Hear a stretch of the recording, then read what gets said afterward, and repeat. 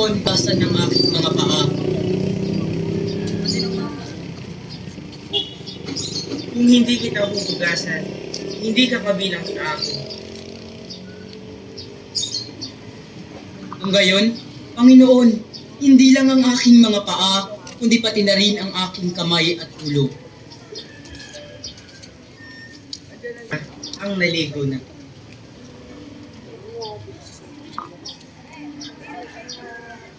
Isa sa inyo ang magkakaluluwa sa akin. Juan, itanong mo nga sa guro kung sino ang kanyang tinutukoy. Guro, sino po ba ang iyong tinutukoy? Ang aking ipagsasawsaw ng tinapay, ang siyang aking tinutukoy. Ako po ba, Panginoon? Judas, gawin mo na ang iyong balak.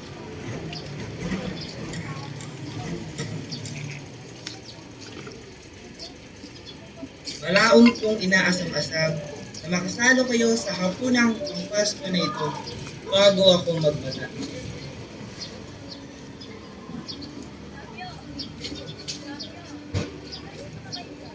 Ito ang aking katawan na ibinibigay para sa inyo.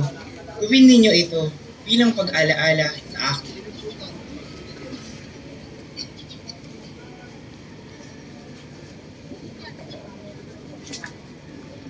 Ang sarong ito ang bagong tipan ng aking dugo na ibubuhos para sa inyo. Gawin ninyo ito bilang pag-alaala sa akin.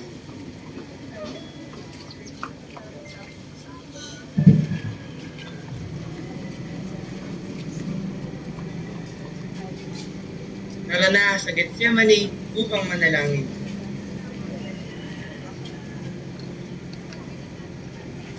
Inihandog sa atin ni Jesus ang kanyang buhay, katawan at dugo upang wag nating malimutan ang pinakadakila niyang alaala, ang sakramento ng banal na Eucharistia na simbolo ng sa ating kapagkainan, ang malinis na tubig na hinihiyaan nating tumaton lang. Wala sa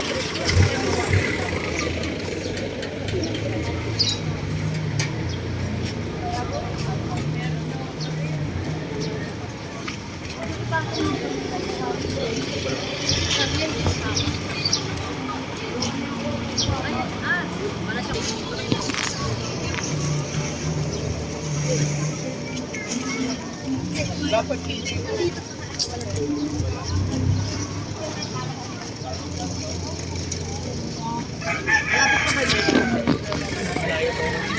saan ka ba? Oo.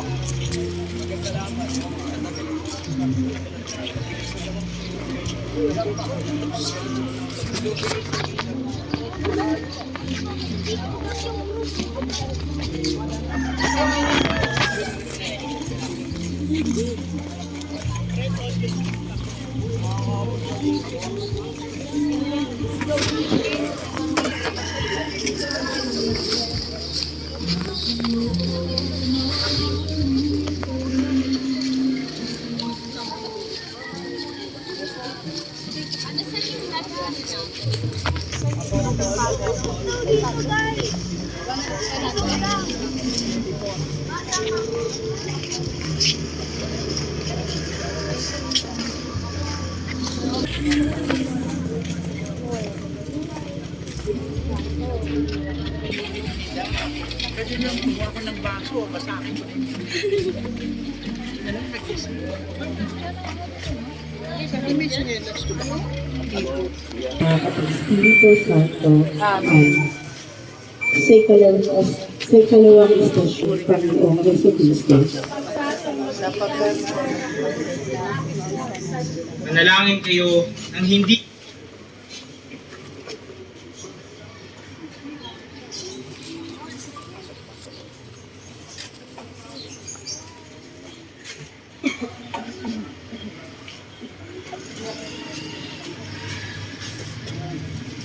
Manalangin kayo nang hindi kayo madaig ng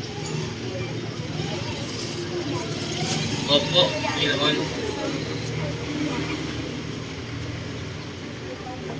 Ama, kung maaari, ilayo mo ang sarong paghihirap na ito.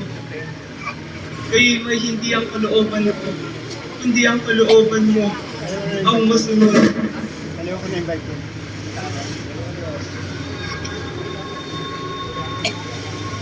Gumising na kayo at sila ay parating na. Bakit po?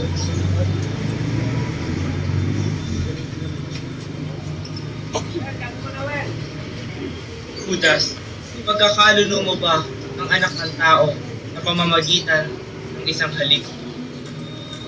Huli na siya. Hindi!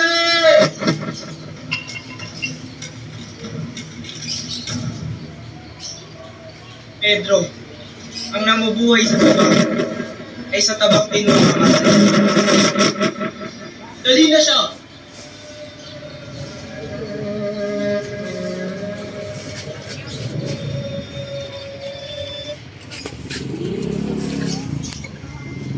Sa hapting ulit siya naman, nagpakita kay Jesus ang isang anghel mula sa langit.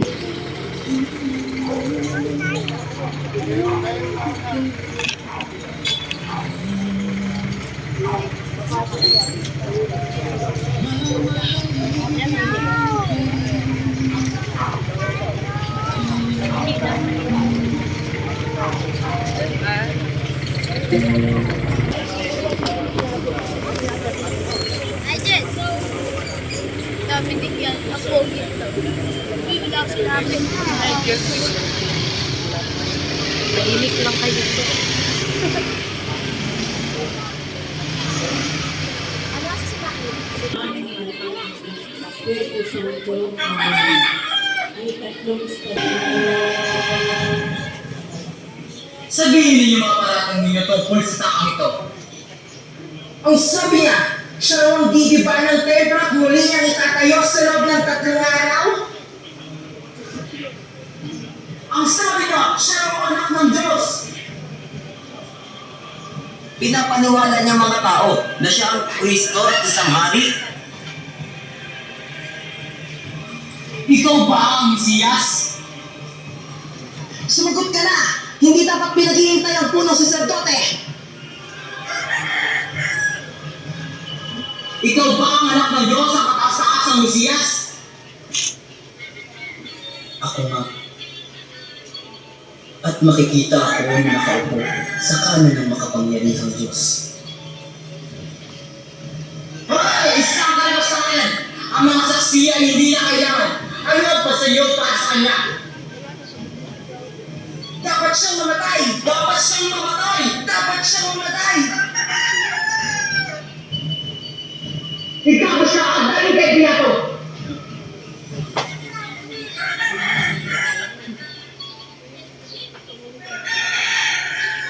Tulad ng mga itinuturing na kriminal, si Jesus ay hindi Pagilid niyo muna na.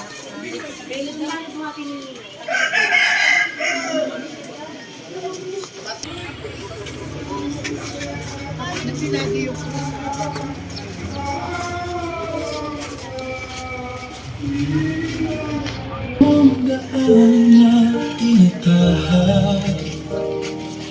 Umaasang ika'y muling magbabalik.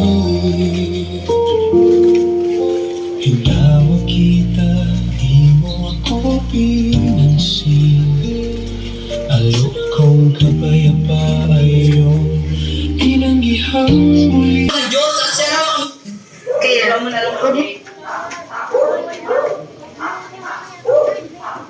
Sa ngalan ng Ama, ng Anak, ng Espiritu, Diyon ay ating ipagdarasal ang mga biktima ng paghahatol sa kabila ng paggawa ng katotohanan.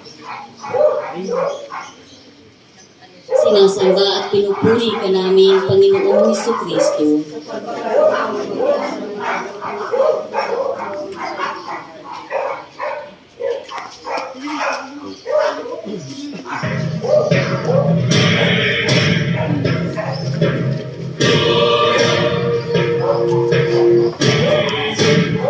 mahal ko. Nakikita ko na walang kasalanan ang taong yan.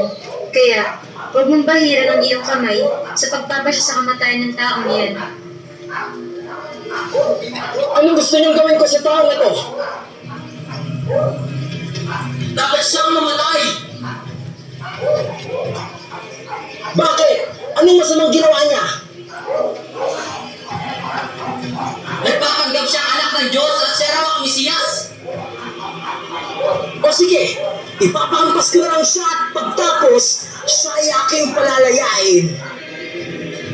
Nagpapagaling siya ng mga may sakit magmula sa Jerusalem at ngayon ay narito na sa Galilea. Galilea! Siya ay taga-Galilea. Kung ganun, dalhin siya kay Haring Herodes. Ngunit, Gobernador, Ang nasabi ko ay nasabi ko na. Dalhin siya kay Haring Herodes.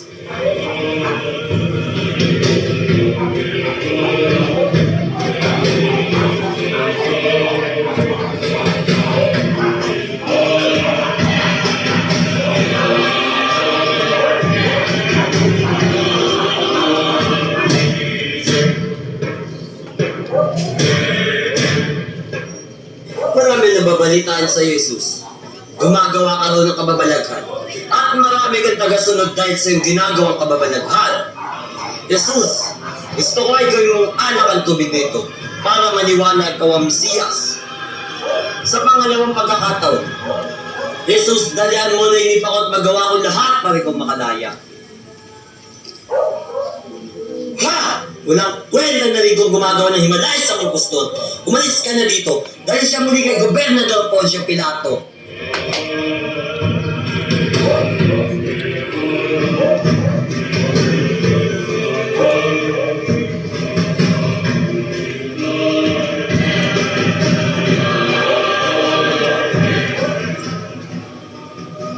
Mahal kong asawa, huwag kang magpasya sa taong yan dahil nag-iinip ako tungkol sa kanya na hindi siya masamang tao. Pinabalik siya sa akin ni Haring Herodes dahil alam niyang wala siyang kasalanan. Ako din, nakikita ko sa taong iyan na wala siyang kasalanan. Kaya ipahagupit ko na lamang siya at saka palalayain.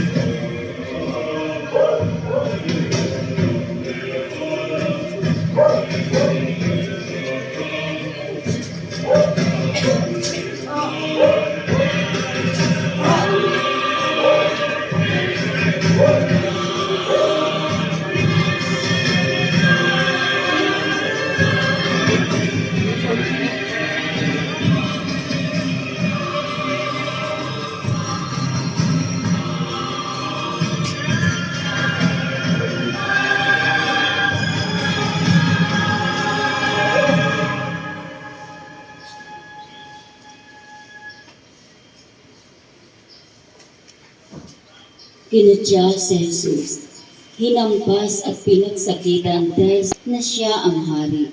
Tinanggap ito ni Jesus at pinasan ang krus. Kadalasan ay gadir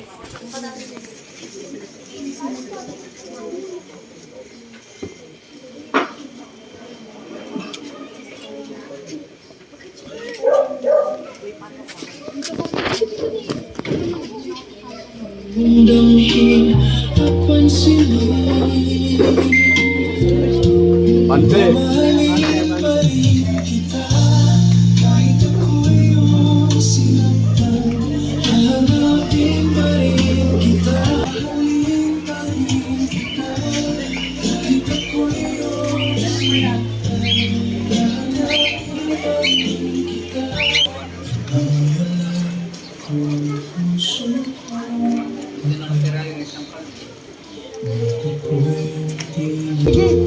Mamahalin pa rin kita kahit ako'y iyong sinaktan.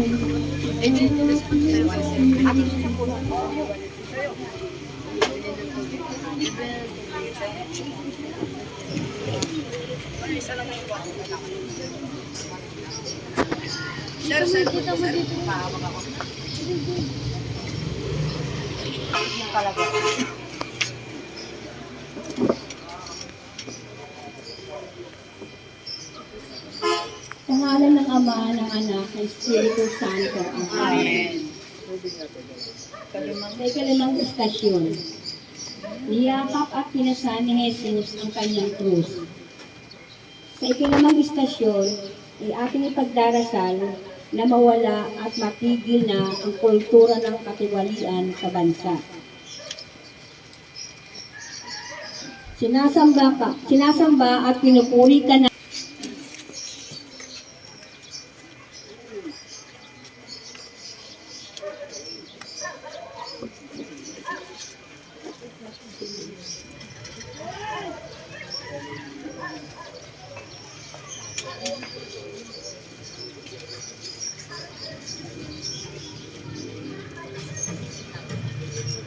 Narito ang inyong hari! Wala kaming hari kundi ang Cesar. Kapag pinalaya mo ang taong yan, hindi ka kaibigan ng Cesar. Ang magpapanggap na hari ay kalang. Wala kaming hari! Wala kaming hari! Kaming hari! Wala kaming hari! Ipako siya sa krus! Ako sa krus! Ipako! Ipako! Wala akong pananagutan sa taong iyan! Bahala kayo! Kunin nyo at ipako sa krus! At ngayon, tatahin ka namin sa iyong luklukan! Ang krus!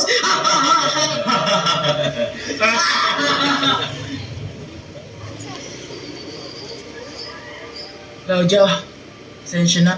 Ang sisihin ng sarili mo.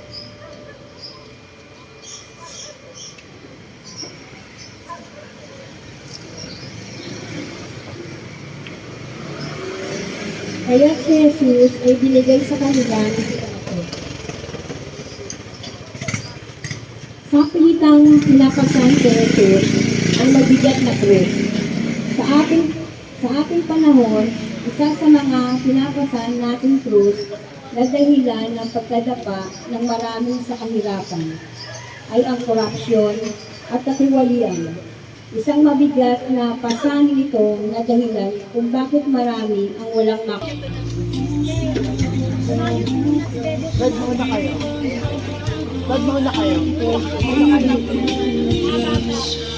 sa'yo, mamahalin pa rin ko.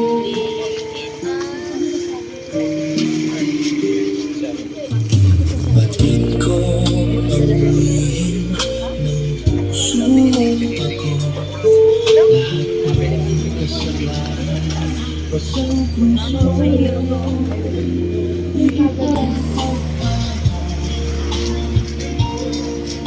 Sa bawat buhay mo, iyong iniwan. Dahil sinagang puso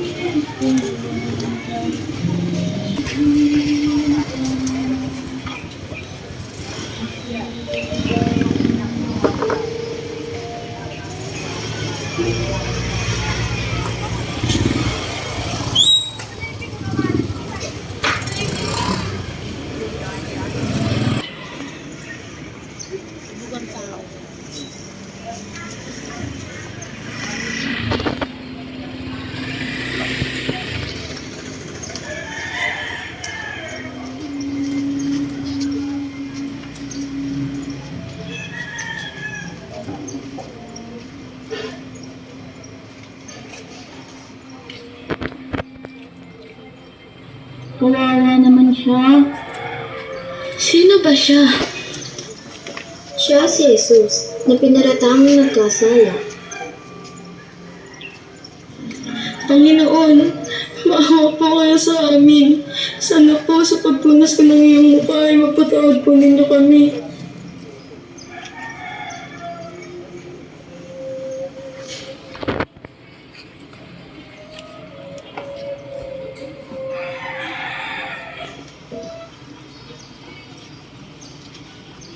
Ipinatong kay Jesus ang mabigat na krus. Buong gabi si Jesus na walang pahinga at pinagpapalupa siya ng mga kawal. Talagang may mga nadadapa at na may nahuhulog sa walang pag-asa. Ang iba ay depressed na Si Jesus ay nakatayo pa rin pagkatapos madapa. Manalangin tayo. Jesus, at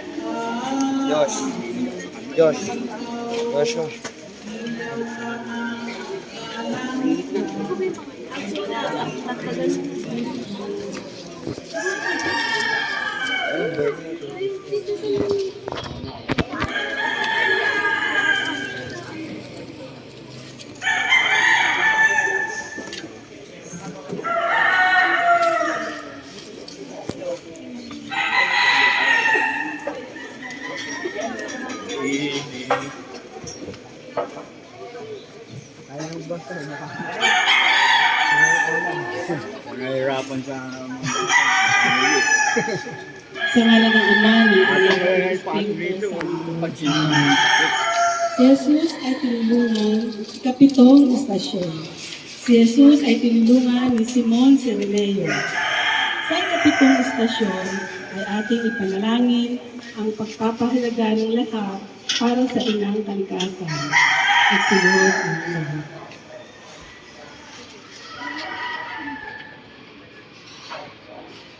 Sinasamba at pinupuri ko namin ang Panginoong Jesucristo.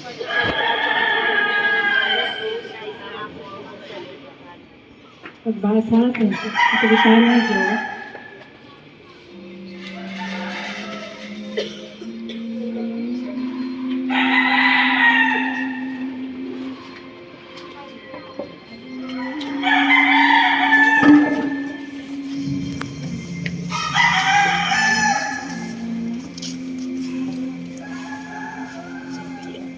Kailangan tayong makuha ng taong tutulong sa taong ito.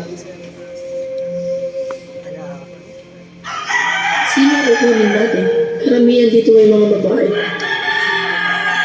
Siya ang kunin natin.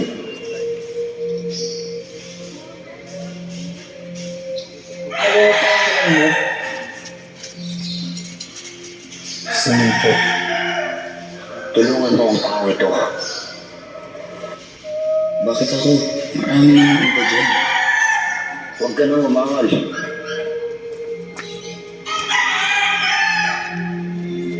Ang dami mo pang sinasabi.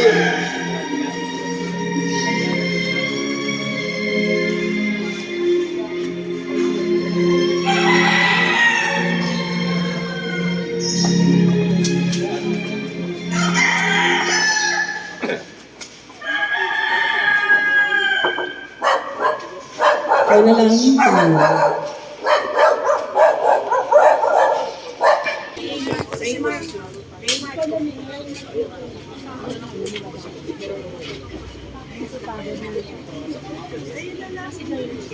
Ang ikalawang istasyon.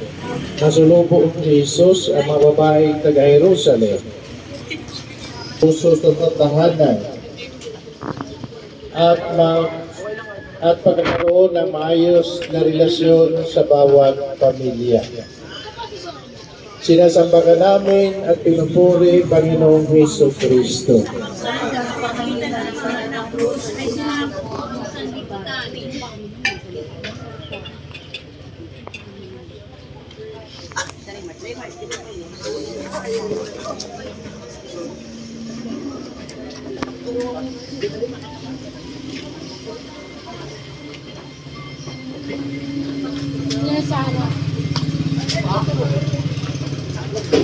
Panginoon, maawa po kayo sa amin. Sana po, lahat ng aming ginagawa. Huwag niyo po kami pababayaan, Panginoon. Mga kababaihan ng Jerusalem, huwag ninyo akong tangisan. Ang tangisan ninyo ay ang inyong sarili at ang inyong mga anak. Tandaan ninyo, darating ang mga araw na sasabihin nila, mapalad ang Sinabi ni Jesus, mga kababaihan ng Jerusalem, huwag ninyo akong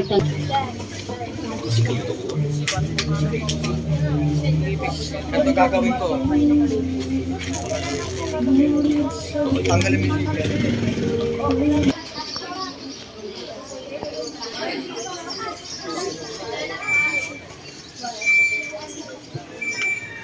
Excuse me.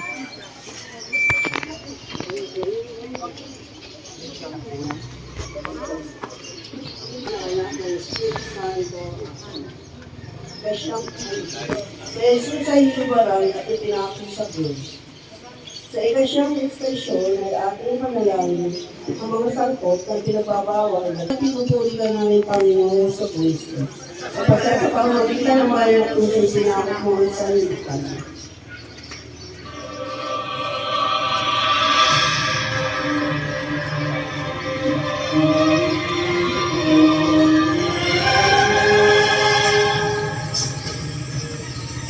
Kung ikaw ang Mesiyas, bumaba ka ngayon sa krus kung talagang makapangyarihan ka. Kung ikaw ang anak ng Diyos, ligtas mo ang iyong sarili. Kung ikaw nga ang anak ng Diyos. Iniligtas niya ang iba, ngunit ang sarili ay hindi may ligtas. Ama, patawarin niyo po sila sapagkat hindi nila alam ang kanilang ginagawa. Si Jesus ay ipinako sa krus matapos siyang lubaran. Sa ating panahon, ang pagkakagulo sa iba't ibang bisyo, kabilang ang pinagbabawal na gamot ay tila mga krus na pinagpapakuha ng marami sa atin o marami ng isa sa ating mga Santo. Amen.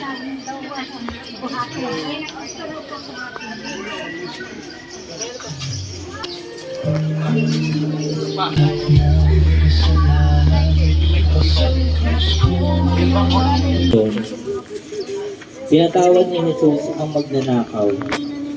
Sa ikasampung istasyon ay ating ipagdarasal ang mga naging biktima ng pagsasamantala at panghahalay.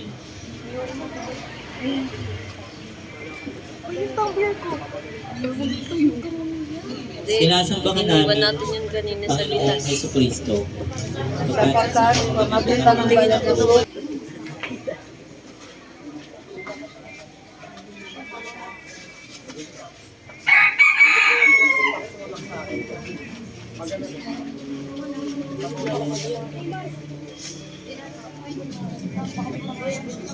Kung talagang anak ka ng Diyos, iligtas mo ang iyong sarili pati na rin kami.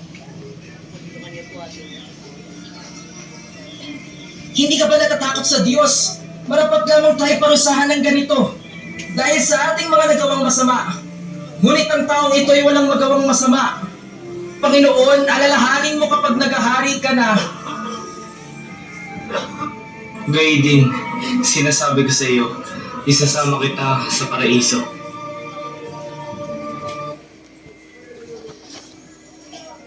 Pinatawad ni Jesus ang magnanakaw. Mula pa noong unang panahon, mayroon ng mga taong natukso na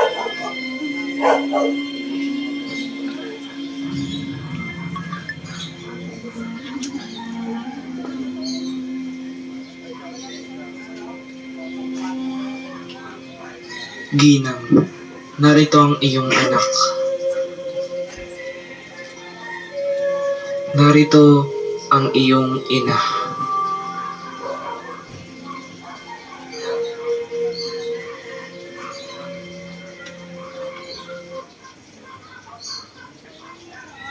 Habang nakabayubay si Jesus na nakapako sa krus at sa kanyang